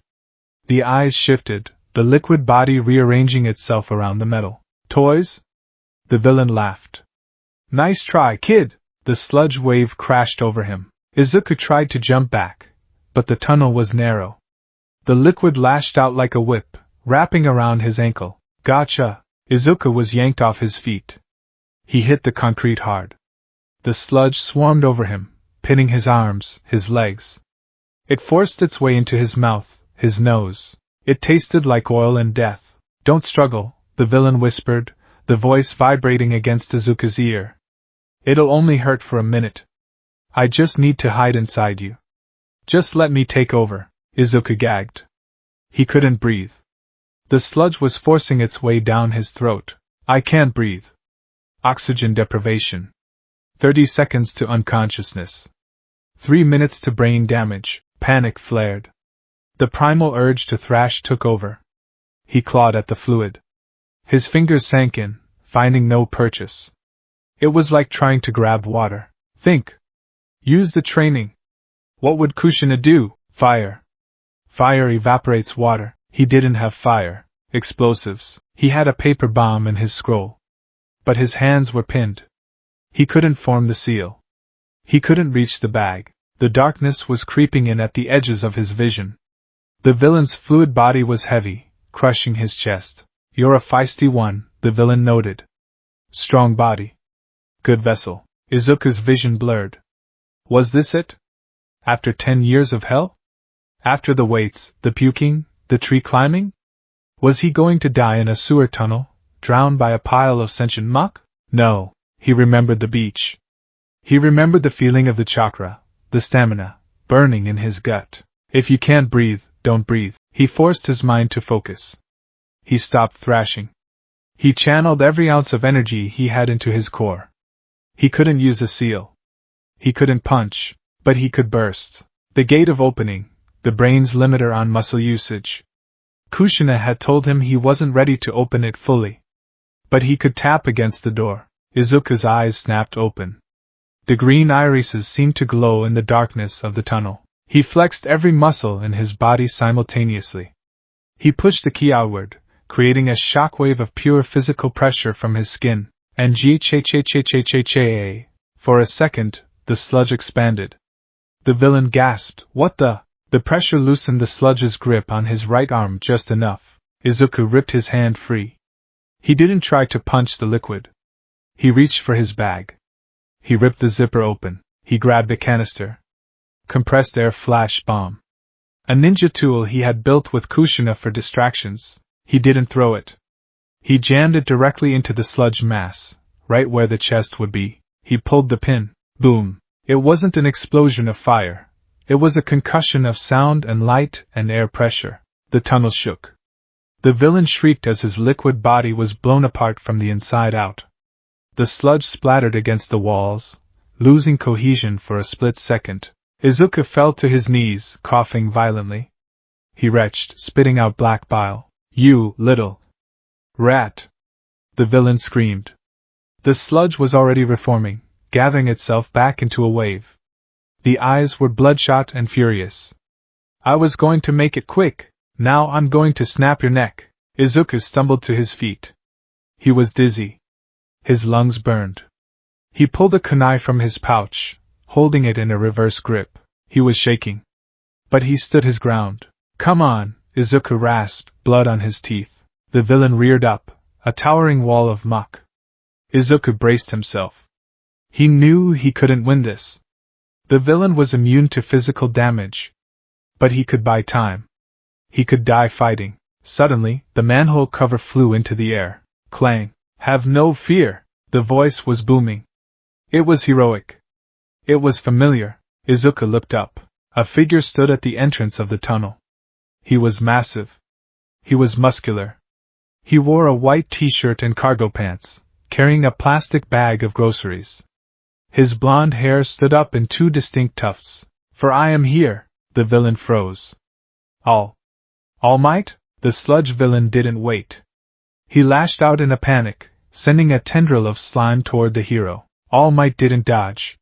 He just leaned back, dodging the strike with casual grace. Then, he pulled his fist back. Texas. The air pressure in the tunnel changed. Izuku felt his ears pop. The wind rushed toward All Might's fist, creating a vacuum. Smayawash. The punch didn't even touch the villain. The wind pressure alone was devastating. It was a hurricane condensed into a cylinder. The sludge was vaporized. Not destroyed, but atomized, blown apart into droplets that plastered the tunnel walls and ceiling. The wind hit Izuku, knocking him off his feet and sending him tumbling backward. Then silence. Only the sound of dripping sludge remained. Izuku lay on his back, staring at the ceiling. His kunai had clattered away. A shadow fell over him. Young man! Are you alright? Izuku blinked. He sat up. All Might was standing there, a smile plastered on his face that was so bright it almost hurt to look at. He was holding 2 empty soda bottles. He was scooping up the unconscious bits of the villain with incredible speed. I. Izuku stammered. The shock was setting in. All Might? The very same. All Might laughed. My apologies for getting you caught up in my justice ing. I was chasing this fellow through the sewers, but he gave me the slip. But you held him off. That explosion, very impressive. Izuku scrambled for his backpack. Autograph. I need my notebook. He fumbled with the zipper. He pulled out the notebook Bakugo had burned. He opened it to a blank page. It's already signed. Izuku squeaked. There, across 2 pages, was All Might's signature in bold, flowing marker. Thank you? Thank you so much. It's a family heirloom. It'll be buried with me. Izuku bowed repeatedly, his forehead nearly hitting the concrete. Ha! No need for that. All Might gave a thumbs up. He finished bottling the villain. Now, I must get this evildoer to the police. See you on the flip side. All Might crouched down, ready to jump. Izuku froze. Wait. Already? Wait. All Might. Izuku reached out. I have to ask you something. No time. Evil awaits. All Might launched himself into the air. The shockwave was massive. Izuku didn't think. It was a reflex. His body moved before his brain gave permission. He grabbed onto All Might's leg. The world blurred. The wind roared. The ground fell away. Hey! Young man! Let go! This is excessive fanaticism. All Might yelled, trying to shake his leg. If I let go now, I'll die. Izuku screamed, his face flapping in the wind. Oh. Right. They soared over the city. Izuku looked down. The cars looked like toys. The fear of heights kicked in, but he held on with his ninja grip. His fingers dug into All Might's cargo pants. I just need to ask. Izuku yelled over the wind. Can someone without a quirk be a hero like you? All Might stiffened. He didn't answer immediately. He coughed. A small spray of blood hit the air. Izuku blinked. Blood? They landed on a rooftop of a nondescript office building. All Might landed heavily. Izuku tumbled off, gasping for air, his hair a mess. That was terrifying. Izuku wheezed. Good grief, All Might sighed. He placed the bottles of sludge down. That was dangerous. Knock on the door downstairs. Go home. He turned to leave. Wait. Izuku scrambled up. You didn't answer my question. All Might stopped. His back was turned. Steam was starting to rise from his body. My sensei, she taught me how to fight, Izuku said, his voice desperate. She taught me that power can be built. But everyone else, the world, they say I'm useless. They say without a quirk, I can't save anyone. He clenched his fists. I want to save people with a smile. I want to be the wall that protects the weak. I want to know, if I work hard enough, if I break my body 1,000 times, can I be a hero? Even without a quirk? Silence reigned on the rooftop. The wind whistled through the vents. Izuku waited. He waited for the validation. He waited for the symbol of peace to turn around and say, yes, young man. You can. Instead, there was a sound like a deflating balloon. Pffffft. Steam exploded around All Might. Huh! Izuku shielded his eyes. When the steam cleared, All Might was gone. Standing in his place was a skeletal man. His eyes were sunken shadows. His limbs were stick-thin. His clothes hung off him like they were 3 sizes too big. He coughed, blood trickling from his mouth. Wayot? Izuku screamed. An imposter? A fake? I assure you. The skeleton man sat down heavily, blood dripping from his chin. I am All Might. No way. You look like a zombie. It's a gross oversimplification, the man sighed. He lifted his shirt. Izuku gasped. On the man's left side, there was a scar. It wasn't a normal scar. It was a crater. It looked like a purple, twisted spiderweb of destroyed tissue. It looked like death. 5 years ago, All Might said softly. A villain did this to me. Half my respiratory organs were destroyed. I lost my whole stomach. I've had surgery after surgery. Izuku stared in horror. 5 years ago? Was that Toxic Chainsaw? You know your stuff, All Might chuckled darkly. But no. That punk couldn't scratch me. This fight, the world doesn't know about it. I made sure of that. He dropped his shirt. The symbol of peace cannot be daunted by evil. I smiled to show the pressure of heroes and to trick the fear inside of me. But the truth is, he looked at his hands. They were trembling. I can only do hero work for about 3 hours a day now. The rest of the time, I look like this. Izuku felt cold. The image of the invincible god was shattering, replaced by a fragile, broken man. Pro-heroes are always risking their lives, All Might said, looking Izuku in the eye. His blue eyes were dull, piercing. Some villains just can't be beaten without power. That sludge villain today? You fought bravely. But without my power, you would have died. And I barely made it in time. He stood up and walked to the edge of the roof. Can you be a hero without a quirk? All Might looked out at the city. I cannot simply say yes. The job is too dangerous. Police officers get teased, but they are heroes too. Firefighters. Doctors. Perhaps you could look into those paths. Izuku felt like he had been punched in the gut. Harder than Kushina had ever hit him. It's not wrong to dream, All Might said gently. But you also have to consider reality, young man. He picked up the soda bottles. I have to go. Don't tell anyone about this form. Please. All Might opened the door to the stairwell and vanished. Izuku stood alone on the rooftop. The wind blew. It felt cold. Reality, Izuku whispered. He looked at his hands. The hands that had thrown shuriken. The hands that had flipped Bakugo. A hero relies on support items. That's what Sensei said. But All Might said. Tears pricked his eyes. He bit his lip until it bled. No. A surge of anger replaced the sadness. It was the Uzumaki fire. He doesn't know me. He doesn't know what I've done. He doesn't know about the beach. He doesn't know about the seals. Izuku wiped his eyes furiously. He's wrong. Even All Might can be wrong. I'll prove it. I'll show him. I'll show everyone. But deep down, the seed of doubt had been planted. Was Kushina just giving him false hope? Was he just playing ninja in a sandbox while the real world waited to crush him? Boom! A massive explosion echoed in the distance. A pillar of black smoke rose into the sky from the shopping district. Izuku flinched. Explosion? He checked his phone. No alerts yet. That's near the station. That's where Kaken walks home. His feet moved before he made a decision. He ran to the edge of the roof. He looked down. He saw the smoke.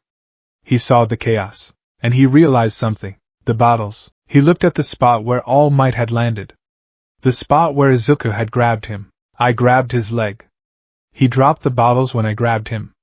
No. He had them when he left. But, Izuku's stomach dropped.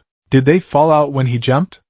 Or did I knock them loose? If the villain escaped, it was his fault. Izuku didn't take the stairs. He grabbed the railing of the fire escape and vaulted over. He didn't care about the rules. He didn't care about the doubt. He activated his breath control. He sprinted. Clang, clang, clang, clang. He hit the alleyway and took off toward the smoke. He ran faster than he had ever run on the beach. He ran with the weights dragging at his ankles, transforming the drag into momentum. Please be okay. Please let no one be hurt. Little did he know, he wasn't running toward a disaster. He was running toward his destiny. And in the shopping district, flames roared, and a familiar, terrified face looked out from a wall of green sludge, pleading for help that the pro-heroes were powerless to give. The Tatooine shopping district was burning. It wasn't a metaphorical fire, nor was it the controlled burn of a training exercise. It was chaotic, uncontrolled, and terrifying. Black smoke billowed into the twilight sky, choking out the orange hues of the setting sun and replacing them with the oppressive gray of ash. Sirens wailed, a discordant symphony of panic that echoed off the high-rise buildings. Izuku Midoriya ran. He ran with a stride that was mechanically perfect, his arms pumping, his breathing rhythmic despite the panic clawing at his throat. The weights on his ankles, 50 kilograms on each leg, felt heavier than usual, not because of gravity, but because of the guilt dragging him down. It's my fault. It has to be my fault. The image of All Might's skeletal form on the rooftop played on a loop in his mind. The soda bottles. The jump. The realization that in his desperate, selfish need for validation, he might have dislodged the container holding a monster. He turned the corner, his sneakers skidding on the pavement. The scene that greeted him was a nightmare brought to life. The narrow street was a war zone. Police barricades held back a surging crowd of onlookers. People holding up phones, recording the disaster as if it were a movie. But the heat was real. The smell of melting plastic and scorched asphalt was real. In the center of the devastation, near the entrance to a burning alleyway, stood the sludge villain. He was massive, having absorbed the sewage and runoff from the local drains to bulk up his liquid body. He towered over the cars, an undulating mountain of toxic green slime, and in the center of that slime, caught like a fly in amber, was a boy. Izuku froze. He was standing at the back of the crowd, peering between the shoulders of adults. His eyes locked onto the hostage, ash blonde, spiky hair. The familiar black school uniform. Kaken. Izuku's breath hitched. The blood drained from his face. The sludge villain had Katsuki Bakugo. Don't come any closer. The villain roared, his voice wet and distorted. He lashed out with a whip of slime, smashing a storefront window. I'll snap his neck. I'll drown him. Stay back. A group of pro-heroes stood helplessly at the perimeter. Izuku recognized them instantly, his fanboy brain cataloging them even in the midst of his horror. Death Arms. The punch-focused hero. He was currently hammering his fists against the slime, but his blows just splashed harmlessly into the muck. It's no use, Death Arms yelled, retreating as acid burned his knuckles. Physical attacks aren't working. I can't get a grip. Kamui Woods. The wooden hero. He was hesitating. The fire. I can't get close. My wood will catch instantly. Auntie lady? The giantess. She was stuck behind a building, her massive form unable to navigate the narrow, two-lane street. I can't fit. I'll crush the civilians if I try to squeeze in. They were paralyzed. The compatibility of their quirks was all wrong. They were waiting. Waiting for someone else. Waiting for a specialist. Waiting, Izuku thought, his hands trembling. They're waiting while Kaken dies. Inside the sludge, Bakugo was fighting like a demon. Explosions popped and crackled, muffled by the liquid. He was thrashing, kicking, trying to ignite the nitroglycerin on his palms, but the explosions were uncontrolled. They were just creating more smoke, heating the air, feeding the fires around them. Bakugo's face broke the surface for a split second. He wasn't screaming. He wasn't yelling insults. His eyes were wide. His pupils were dilated pins of pure terror. He was gasping for air, choking on the sludge that was forcing its way down his throat. For the first time in his life, Katsuki Bakugo looked small. He looked at the crowd. He looked at the heroes doing nothing, and then, his eyes found Izuku. It was a coincidence. In a crowd of hundreds, the chances of eye contact were astronomical. But they locked eyes. Green met red, and in that red gaze, Izuku didn't see the bully. He didn't see the arrogance. He saw a plea. Help me. The voice in Izuku's head, the logical, analytical voice that Kushina had cultivated, screamed at him. Do not engage. You are a civilian. You have no license. The villain is immune to physical trauma. Fire hazard is high. Oxygen levels are dropping. Probability of success is less than 0.5%. But then, another voice spoke. A voice that sounded like a roaring whirlpool. So what? The mental dam broke. Izuku's body moved. He didn't think about it. He didn't decide to run. One moment he was behind the barricade. The next, he was vaulting over it. Hey! Kid! Get back here! Death Arms shouted, reaching out a massive hand. Izuku didn't stop. He ducked under the arm, using his low center of gravity. He sprinted toward the villain. The sensation of running was different this time. It wasn't the terrified scramble of a victim. It was the focused charge of an operative. The world slowed down. Assessment, target, liquid body. Solid eyes/mouth. Hostage located in the upper torso. Environment, fire on the left. Debris on the right. Weaponry, standard pouch loadout. Izuku reached into the pouch at his waist. His fingers brushed cold steel. You again? The sludge villain screeched, spotting the green blurs approaching. I thought I blew you up. You want to die that badly? The villain raised a massive tentacle of sludge, aiming to crush Izuku like a bug. Die! The tentacle swung down. Flashback. Kushina standing on a log, throwing a rock at him. Don't look at where the attack is coming from, look at where it's going to be. Dodge into the danger, not away from it. Izuku didn't jump back. He slid. He dropped to his knees, his momentum carrying him forward across the asphalt like a baseball player sliding into home plate. The sludge tentacle slammed into the ground inches behind him, cracking the pavement. Izuku was now inside the villain's guard. Cover your eyes! Izuku screamed. He pulled his hand from the pouch.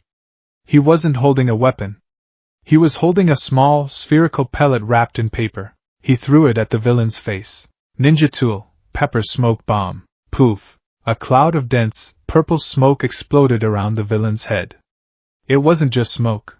It was laced with capsaicin extract, the same stuff Kushina used to make her hell ramen. Arg! My eyes! The villain recoiled, the liquid around his eyes bubbling as the irritant made contact with the semi-permeable membrane he used to see. The grip on the hostage loosened for a fraction of a second. Izuku sprang up from his slide. He didn't stop. He jumped, channeling chakra into his legs to boost the height. He grabbed the front of Bakugo's uniform. Kaken! Bakugo coughed, sludge spewing from his mouth. Deku? Why the hell are you? Shut up and breathe. Izuku yelled. He planted his feet on the villain's semi-solid chest, trying to leverage Bakugo out. But the sludge was sticky. It was like trying to pull a boot out of drying concrete. The villain was recovering from the pepper smoke fast. You little pest! The villain gurgled. The sludge surged, wrapping around Izuku's waist, pinning his legs. I'll absorb you both. 2 skins are better than 1. The pressure on Izuku's ribs was immense. He felt his bones creak. I can't pull him out. He's too stuck. I need to disrupt the liquid cohesion. Izuku's hand went to his pouch again. He had 1 kunai. And he had that scroll. The one Kushina told him never to use in a crowded area. No choice. He pulled the kunai. Wrapped around the handle was a small strip of paper with the character for burst written in red ink. An exploding tag. A low-yield one, meant for breaking locks, not people. Let him go! Izuku drove the kunai into the mass of sludge directly next to Bakugo's arm. No, you idiot! Bakugo screamed, seeing the tag. Izuku didn't detonate it instantly. He grabbed Bakugo's head and pulled it into his own chest, curling his body around the blonde to shield him. Release! Boom! The explosion was muffled by the sludge, but the shockwave was violent. Sludge sprayed everywhere. The villain shrieked as a chunk of his mass was blown apart. The force threw Izuku and Bakugo backward. They tumbled through the air, crashing onto the pavement in a tangle of limbs. They were free. Izuku scrambled up, coughing. His ears were ringing. His right arm, the one that had been near the blast, was burned and bleeding. Kaken! Move! Izuku grabbed Bakugo's collar, dragging him up. Bakugo stumbled, wheezing. I can walk, damn it! Not so fast. The villain was reforming. The scattered droplets of sludge were rushing back to the center, knitting the monster back together. He rose up, larger and angrier than before. The pepper smoke had cleared. His red eyes were focused entirely on the green-haired boy. I'm going to flay you alive! The villain raised a wave of sludge that blocked out the sky. It was a tsunami of death, descending on the 2 boys. Izuku stood in front of Bakugo. He raised his kunai. His legs were shaking. His chakra was depleted.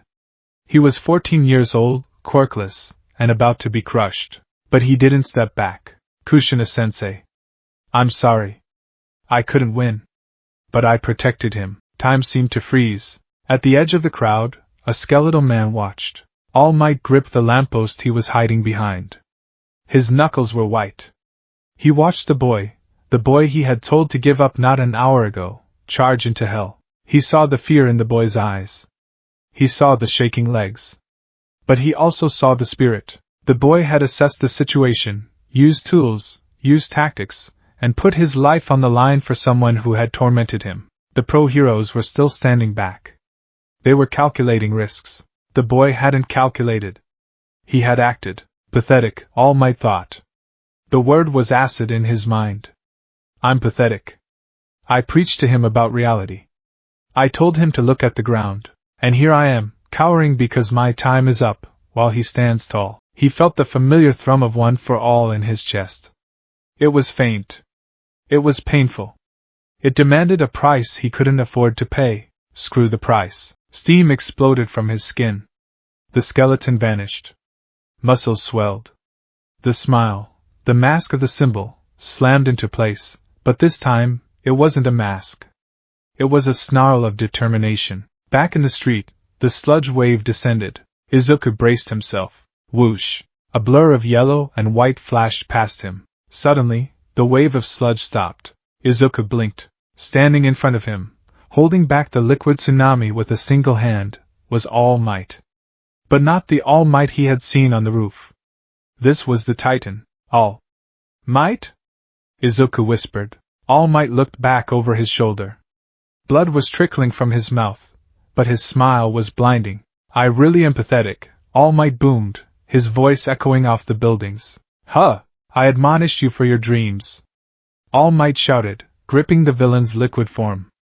I told you to be realistic. But I wasn't practicing what I preached. The sludge villain recoiled in horror. All Might? You're supposed to be out of time. I saw you deflating, a hero. All Might pulled his fist back. The air around them began to swirl. Debris lifted off the ground. Is always ready to smash through his limits. He grabbed Izuku and Bakugo with his left hand, clutching them tight to his side to protect them from the backlash. Detroit. The villain screamed. No! Smayawash! All Might punched the air. He didn't hit the villain directly. He hit the space occupied by the villain. The resulting air pressure was apocalyptic. A vertical column of wind blasted upward. The sludge villain wasn't just blown apart. He was vaporized into mist.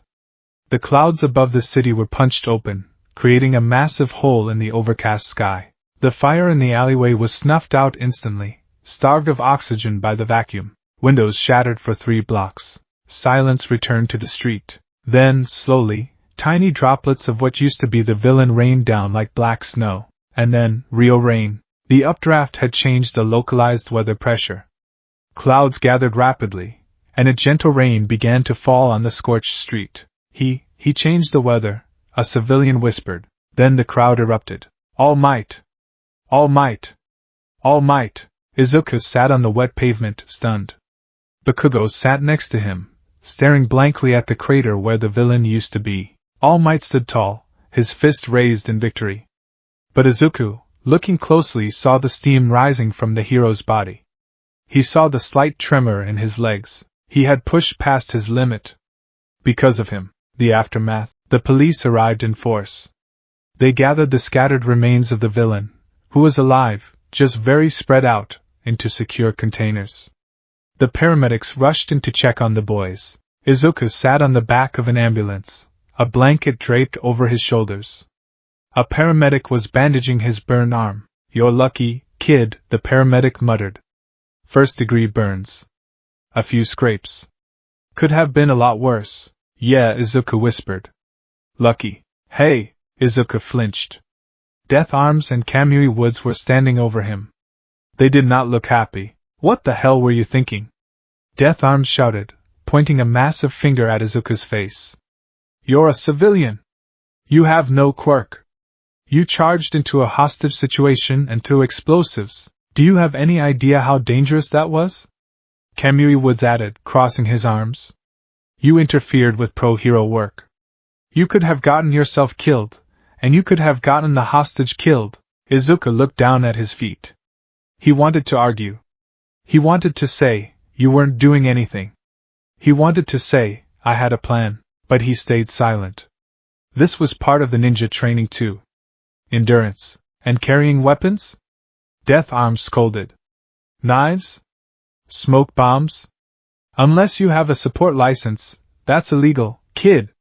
We're going to have a serious talk with your parents. Leave him alone. The voice was quiet, but it cut through the scolding like a razor. The heroes turned. Standing just outside the police tape was a woman.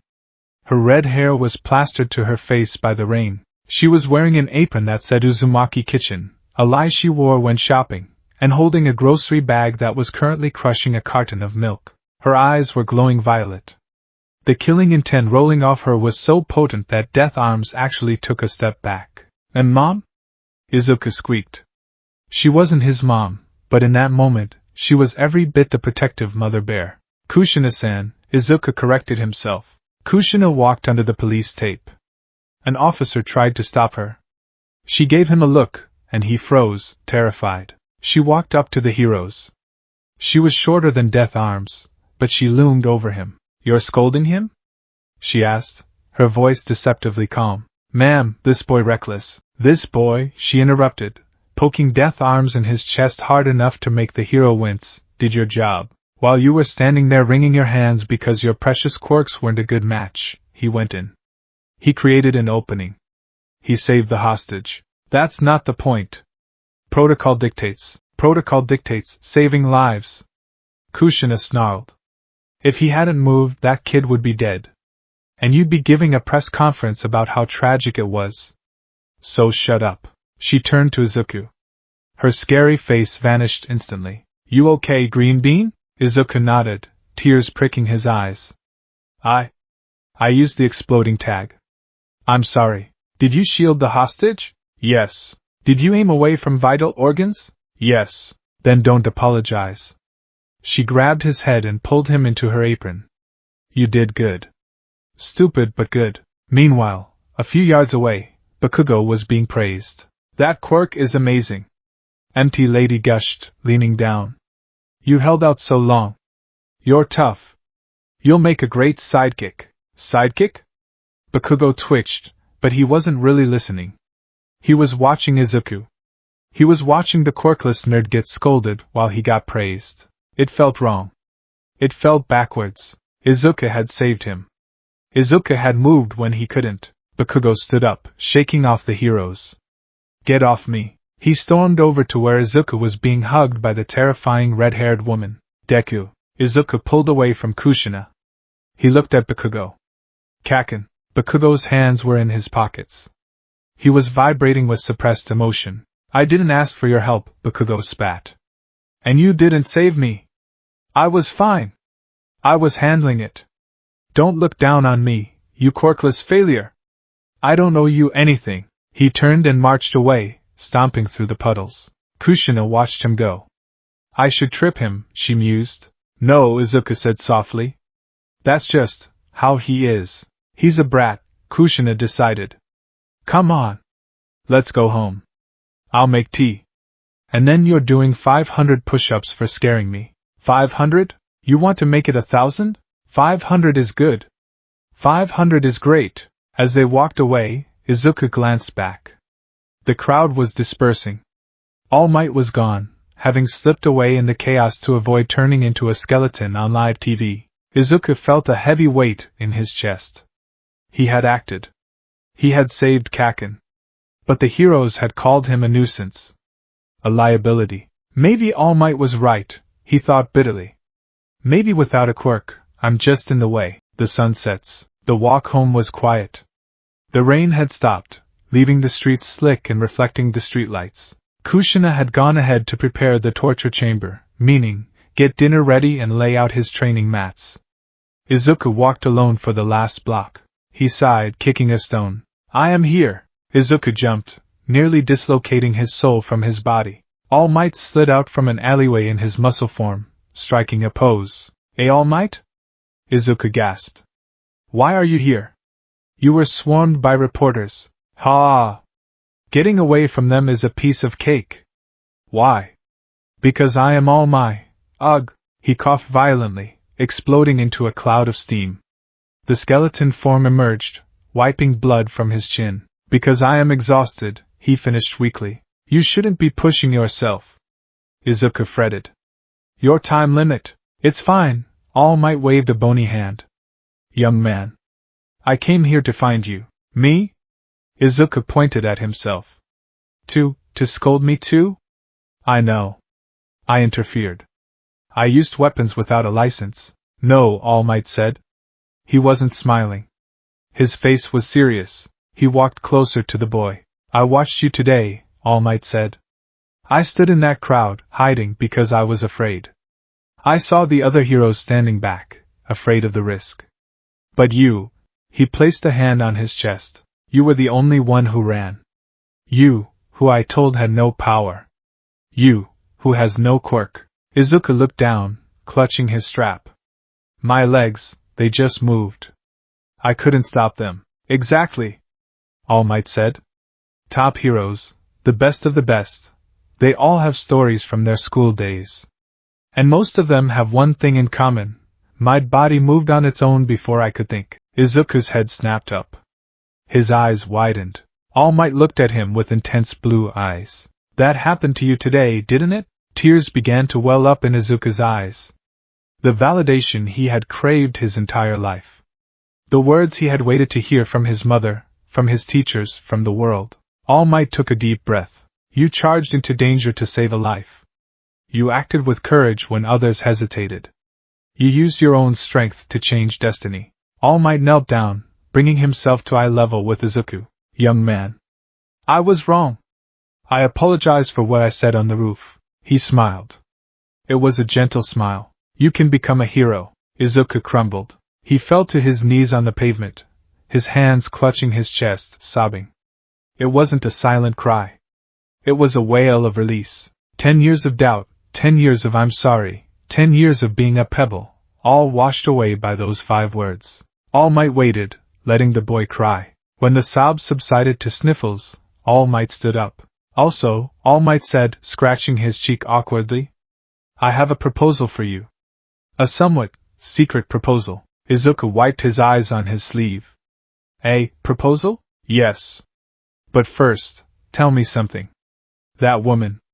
The scary one with the red hair. Kushina-sensei? Yes. Is she single? Izuku blinked. She's a widow. Why? Because, All Might shivered, she looked at me earlier from across the crowd, and I swear she saw my soul. I need to know if I should be running for the hills. She's actually really nice, Izuku defended. Unless you skip leg day, All Might laughed. Then I am in trouble. But listen, young Midoriya. I have a secret to tell you. About my quirk. Your quirk? Yes. The world thinks it is natural super strength. But it is not. It is a power passed down from one person to another like a sacred torch. It is called One for All. Izuku listened, his mouth agape, as All Might explained the history of the power. The stockpile of strength. The transfer of will. I am looking for a successor, All Might said. Someone to inherit this power. Someone with the heart of a hero. He pointed a long, bony finger at Izuku. I want you to inherit it. Izuku stared. The wind rustled the leaves of a nearby tree. Me? You. You have the heart. You have the tactical mind. And you clearly have the physical training. I saw how you moved. You're not starting from zero. All Might grinned. So what do you say, young Midoriya? Will you accept my power? Izuku stood up. He wiped the last tear from his face. He thought of the beach. He thought of the red spiral on his back. He thought of the weights on his legs. He looked at his hands. Kushina-sensei said we build power brick by brick. But if someone offers you a wrecking ball, you take it. He looked All Might in the eye. I'll do it, Izuku said firmly. I'll be your successor. Excellent. All Might gave a thumbs up. But Izuku added, there's one condition. All Might blinked. Condition? You have to meet my sensei. She has to approve of this one for all thing. She checks all my supplements. All Might paled. The image of the red-haired demon flashed in his mind. I suppose that is fair, All Might gulped. When shall we meet? Tomorrow, Izuka grinned. At the beach.